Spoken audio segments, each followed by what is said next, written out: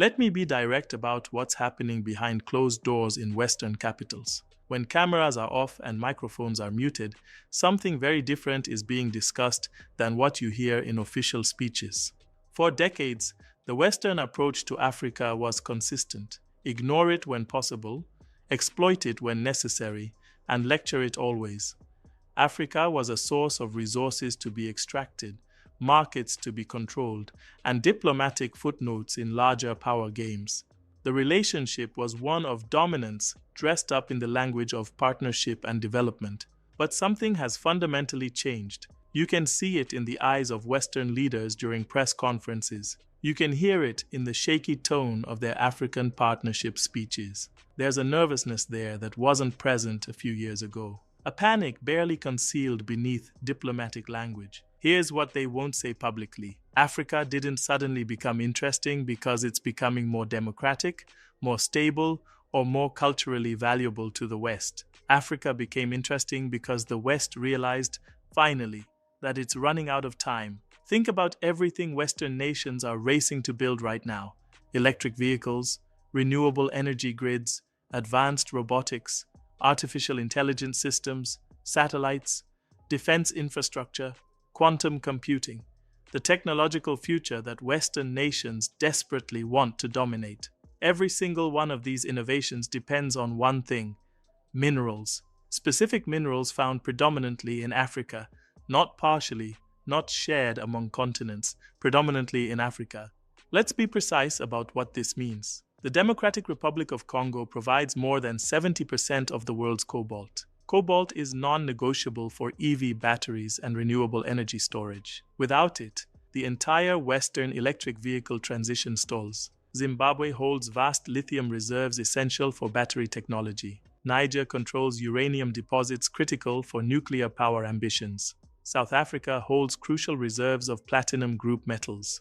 The continent collectively possesses the majority of the world's unused arable land. Now imagine this scenario. What would happen if Africa simply chose to restrict mineral exports for 6 months? Western companies wouldn't gradually slow down. They would collapse. Supply chains would shatter. Entire technological sectors would grind to a halt. And every Western leader understands this vulnerability intimately. That's why you suddenly see presidents visiting African capitals they once mispronounced in public. That's why CEOs who never gave Africa a second thought are now publishing long essays about Africa's untapped potential. It's not admiration. It's not a sudden moral awakening. It's desperation wearing a diplomacy mask.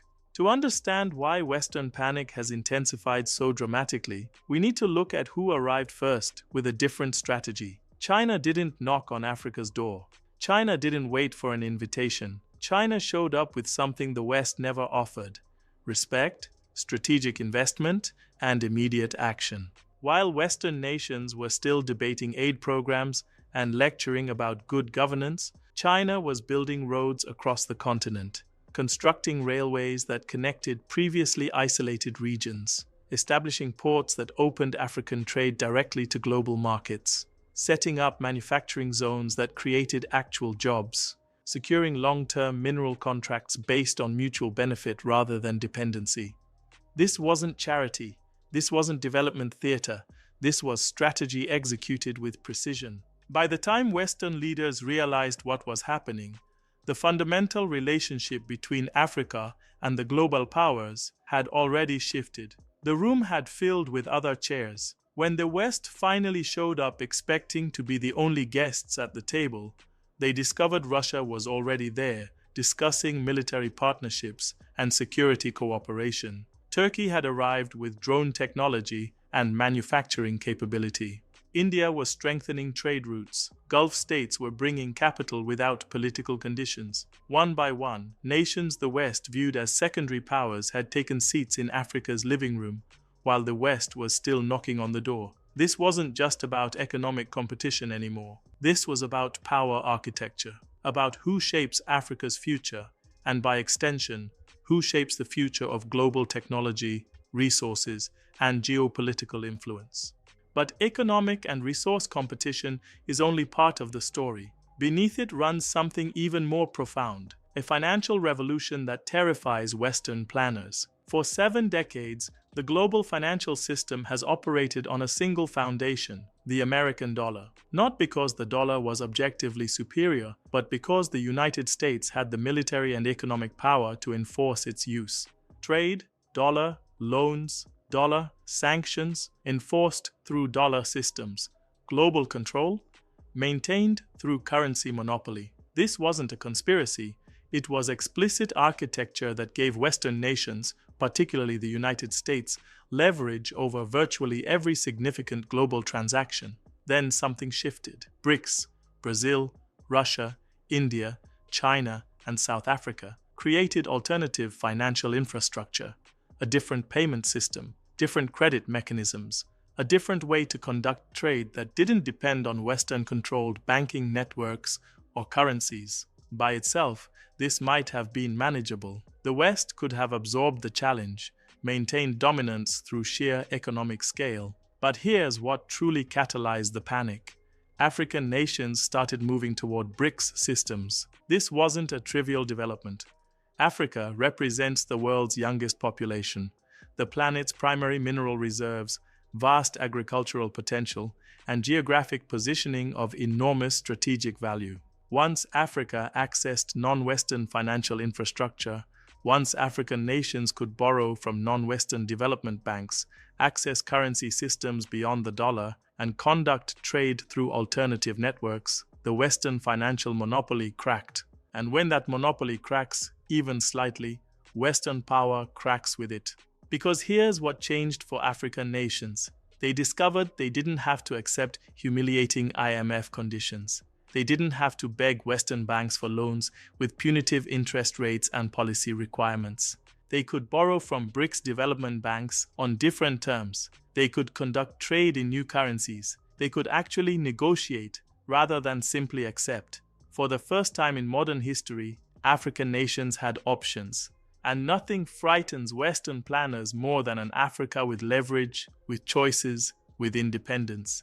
While America grapples with economic and resource loss, Europe faces something more existential: demographic collapse. This is where the story becomes particularly acute, and where understanding European desperation is crucial to understanding current global affairs. Europe is aging while Africa is young. This isn't speculation. This is happening right now in observable, measurable reality. European factories lack young workers.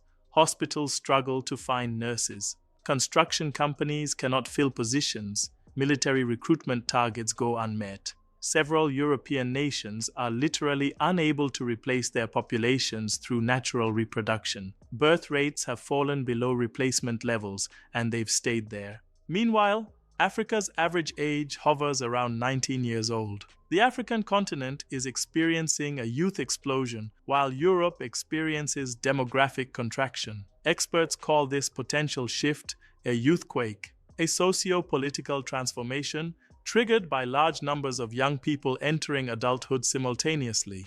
Europe feels this gap like a knife at its throat.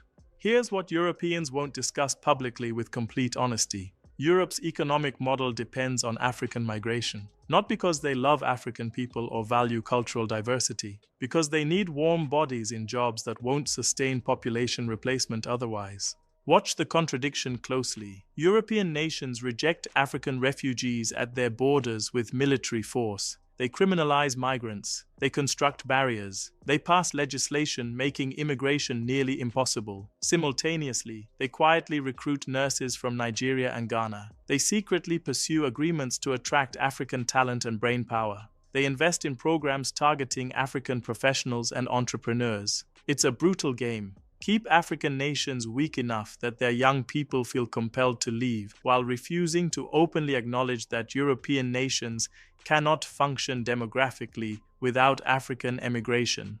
But here's what Europe didn't anticipate. What happens when Africa becomes prosperous? If African nations build strong industries, create millions of quality jobs, establish solid infrastructure and opportunities, what incentive will African youth have to leave home? What reason will they have to abandon family, culture, and identity for struggling European economies? The answer terrifies European leadership. If Africans stay home, Europe's demographic crisis becomes immediately apparent. The illusion of stable, functioning societies dissolves. The pension systems collapse. The labor forces shrink. The entire welfare and social system that European nations built becomes mathematically unsustainable. This is why European responses to African sovereignty movements are simultaneously panicked and vindictive. When Sahel nations expelled French military forces, Europe framed it as democratic backsliding and authoritarian consolidation. When African nations joined BRICS, European commentary shifted to warnings about destabilization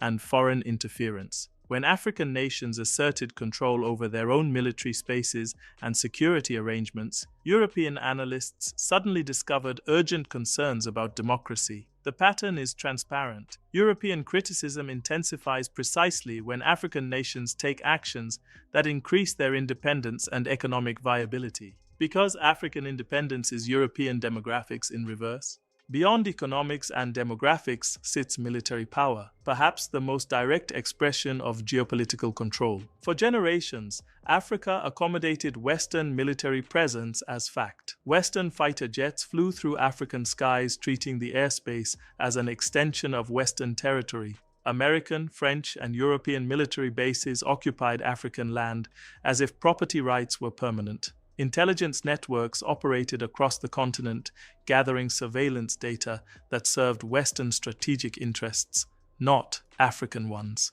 Drone warfare campaigns were launched from African soil against targets in the Sahel and elsewhere, often with minimal African input or consent. Africa tolerated this not from weakness alone, but from a sense that resistance was futile. The military imbalance was too great, the consequences too severe. Then something historically unprecedented happened. Mali expelled French forces. Burkina Faso rejected foreign interference. Niger forced closure of American military bases. Guinea refused external pressure on internal affairs. The Sahel region, long treated as a Western security domain, united around regional sovereignty. Countries that were accustomed to having their military spaces shaped by external powers simply said, no.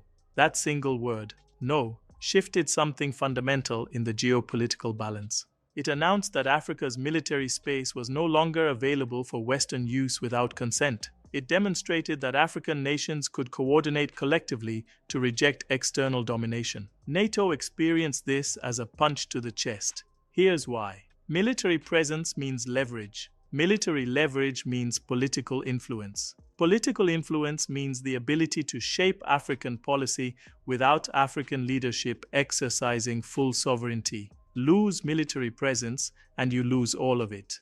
Russia didn't hesitate to fill the space the West abandoned. Turkey arrived with drone capabilities Western nations refused to share. China strengthened ports and supply routes. Suddenly, the West wasn't the military referee on the African continent. They weren't even on the field. They became spectators watching others shape Africa's security future.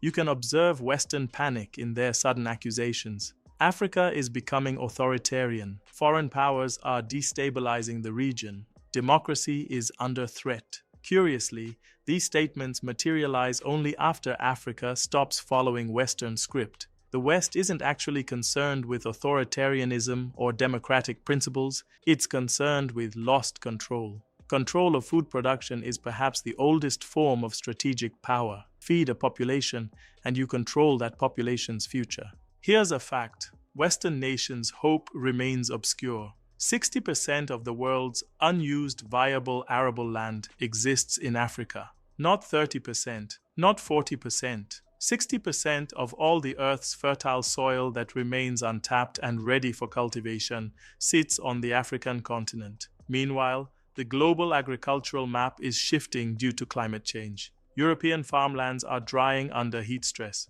American crop production faces increasingly unpredictable weather patterns. Asian water systems are becoming stressed. South American agriculture confronts new environmental challenges. Simultaneously, Africa possesses not just the land, but the conditions for large-scale agricultural expansion. The youngest farming population globally, the lowest production costs, adaptable climates across diverse regions, and infrastructure potential that remains relatively underdeveloped. Nature, it appears, designed Africa not merely to feed itself but to feed the world. Western nations understand this completely. You hear it in sudden European enthusiasm for supporting African agriculture, food security partnerships, and climate change collaboration. The language sounds noble. The intention underneath is control. Because here's what Western nations are actually doing: inserting themselves into African agricultural systems before Africa fully realizes its leverage.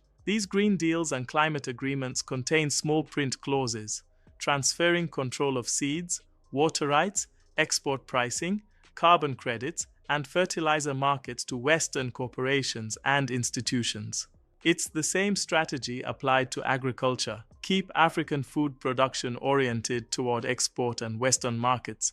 Ensure African agricultural surplus flows to Western benefit. Maintain structural dependency. But once Africa truly grasps that it controls the planet's next food supply, that leverage reverses. Food control becomes the ultimate power, more significant than oil ever was, more valuable than any mineral, more foundational than military capability. You cannot sanction a nation that feeds you. You cannot coerce people who control your survival.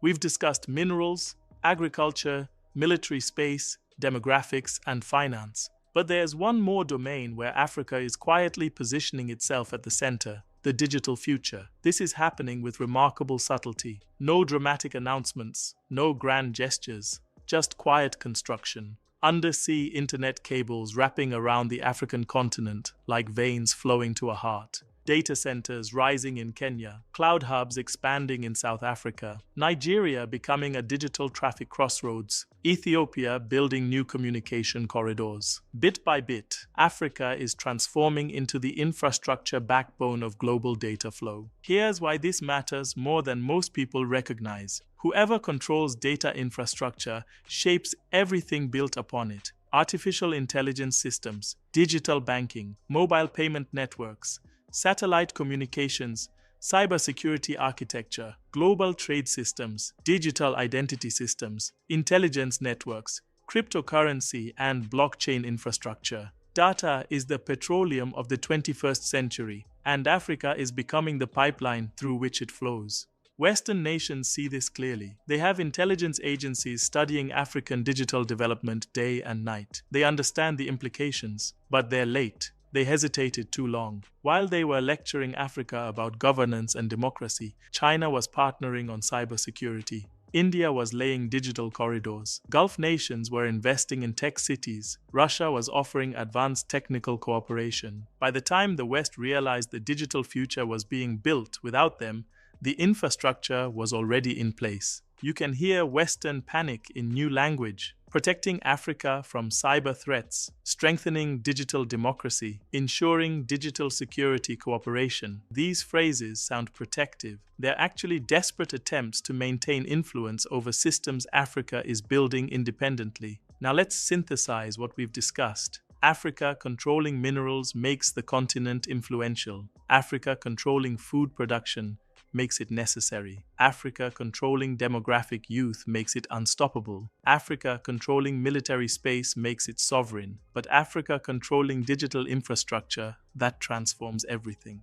Because data infrastructure isn't just another sector, it's the nervous system through which all future power operates. AI development, financial systems, military coordination, supply chain management, social organization, everything runs through digital infrastructure. Once Africa genuinely commands its own digital destiny, once it shapes the infrastructure through which global data flows, the West doesn't simply lose Africa. The West loses the ability to shape Africa's future externally. Think about what this means. An Africa commanding its mineral wealth uses that wealth to develop independently. An Africa securing its food production ensures continental prosperity. An Africa retaining its youth becomes demographically dynamic. An Africa controlling its military space remains sovereign. But an Africa commanding its digital infrastructure ensures that all of this development proceeds according to African priorities, African values, and African strategic interests, not Western ones.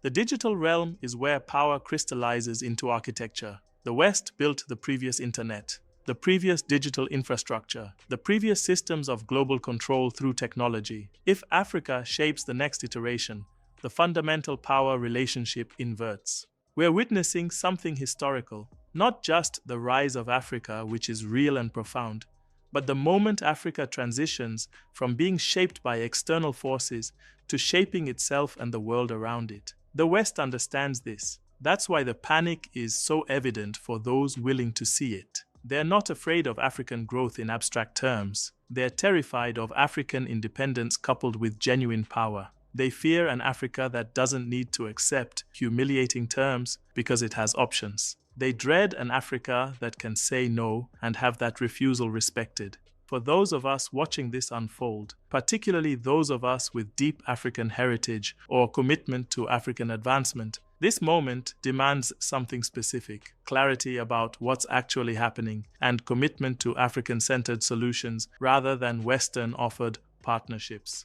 The West will offer deals now, many deals. They'll talk about cooperation, mutual benefit, shared prosperity, and some arrangements may be valuable. But any partnership where Africa maintains ultimate control of its resources, its people, its military, and its digital future will be a different arrangement than the relationships that preceded it. Africa isn't just rising. Africa is positioning itself as the genuine center of the world that's coming. So here's my question for you as we close. Do you still think Africa is simply rising? Or has Africa already risen while the world was distracted, only now making itself impossible to ignore? More provocatively, if Africa controls the minerals that power Western technology, if it controls the food that feeds global populations, if it controls the youth that sustains demographic futures, if it controls the military space that shapes regional security, and if it increasingly commands the digital infrastructure through which the world communicates, who actually controls the future? The answer is becoming undeniable. This is information that matters. It's analysis that changes how you understand current global events. It's perspective that shapes how you engage with the massive transformation happening right now before your eyes. If this resonates with you, if you see the significance in what we've discussed, I'm asking you to engage. Like this video so others in your network see it. Subscribe to our channel, because we're committed to telling African stories that Western media ignores. The history, the civilization, the achievements, the current power dynamics that demonstrate the actual position Africa occupies in the world. Comment below with your perspective. Do you believe Africa is positioning itself as the next global center? What aspects of this transformation do you see most clearly in your own country or region? Let's build a conversation around these critical issues. The world is changing. Africa isn't just part of that change. Africa is driving it. Stay informed, stay engaged. Until next time.